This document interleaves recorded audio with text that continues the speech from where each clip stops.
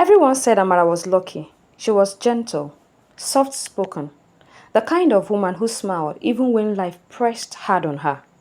When she met Daniel, he seemed like prayer answered, well dressed, confident, admired in church and among friends.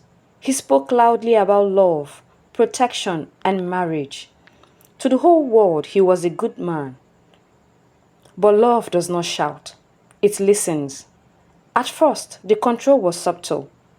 Why are you wearing that? I don't like your friends. I just care too much.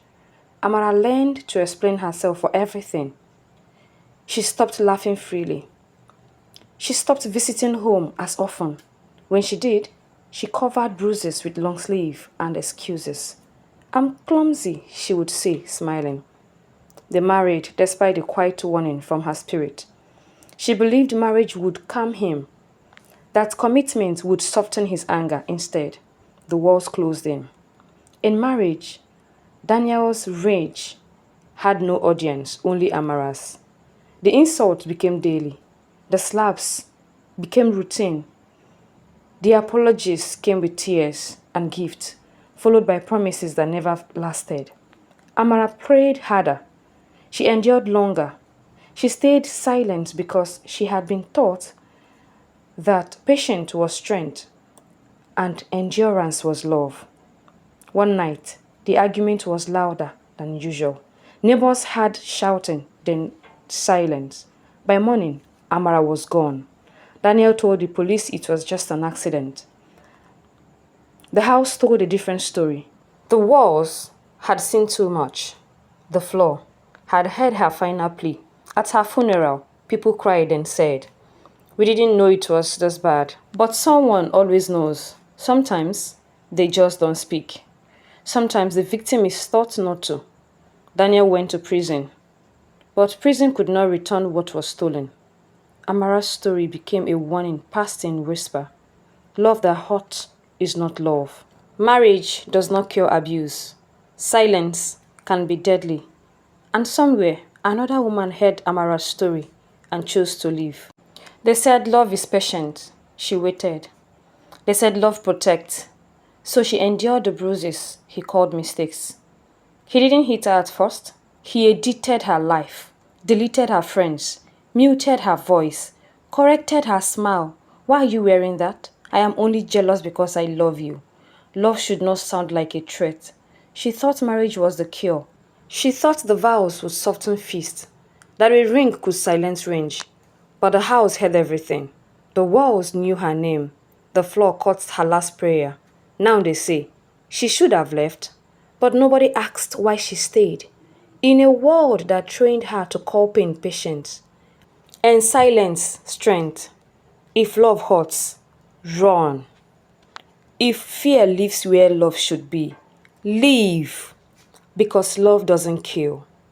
People do. She didn't die because she loved too much. She died because abuse was ignored. Control is abuse. Jealousy is not love. Marriage does not fix violence. That is not love. Speak up now. Leave early. Choose life. Say no to domestic violence. Thank you for watching.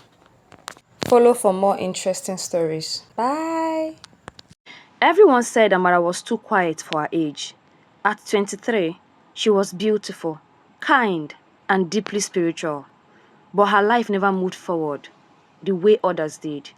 Relationship failed without clear reasons.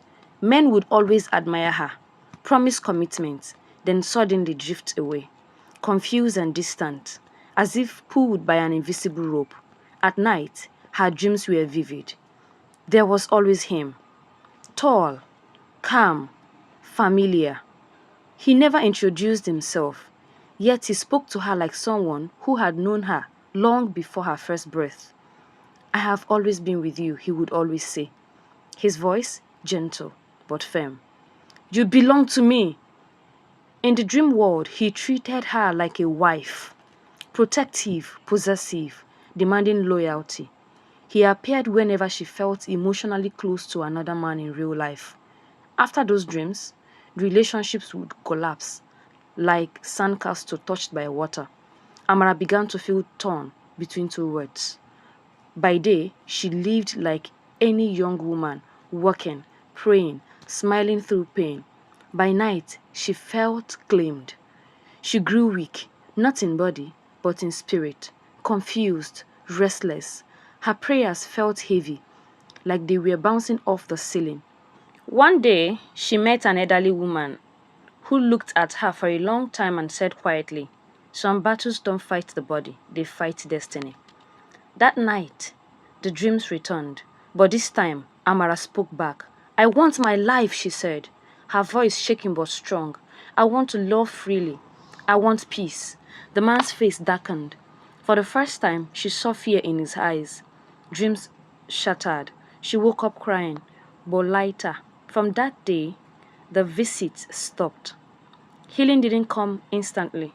It came slowly through prayers, self discovery, and reclaiming her sense of self. She learned the story wasn't about a husband from another realm, but about control, fear, and power of believing you are owned. Amara chose herself, and for the first time, her life began to move forward. Choose yourself today. Make sure you give me a follow after this. In a village where the earth was red and the moon listened closely, there lived two sisters in a mud house beside the Iroko tree. The elders called the first one Nkiru. The second one they called her Amara. They were stitched together by blood and stories. When one laughed, the other echoed. When one cried, the other wiped her tears. The ancestors smiled on such sisterhood. Then one season, a stranger walked into the village. He spoke like honey poured slowly. He praised like a flute played at night. And he carried a heart that knew how to divide. To Nkiru, he said, "You are the woman a man builds a home with." To Amara, he said, "You are the woman a man dreams of." And like a bad wind, his words entered the house. The sisters began to drift away, small at a time. A look held too strong. A silence where laughter once lived. The village drums noticed. The moon noticed. But the sisters did not. When the truth finally broke out, when they saw the same lies wrapped in different clothes, it was too late. Shame sat heavily on Nkiru's chest. Guilt swallowed Amara. Neither spoke. Neither asked for help. In the village, silence is powerful and dangerous. That night, the ancestors turned their faces away. By morning, the house beside the Iroko tree had become a place no child played near. Two sisters were gone, not taken by spirit, not by sickness, but by pain they carried alone. The stranger, he left, even before cock crowed. Men like him always do. Till today, elders point to that house and say, "Love that separates blood is cursed." A man who plants rivalry between two sisters brings death to the compound, and pain that is hidden grows teeth. They say if one sister had called the other's name that night, just once, the ancestors would have answered differently. So when the moon is full and the wind moves through the Iroko leaves, the village remembers, not the man, but the sisters and the lessons they left behind. Thank you for watching. Do well to follow us.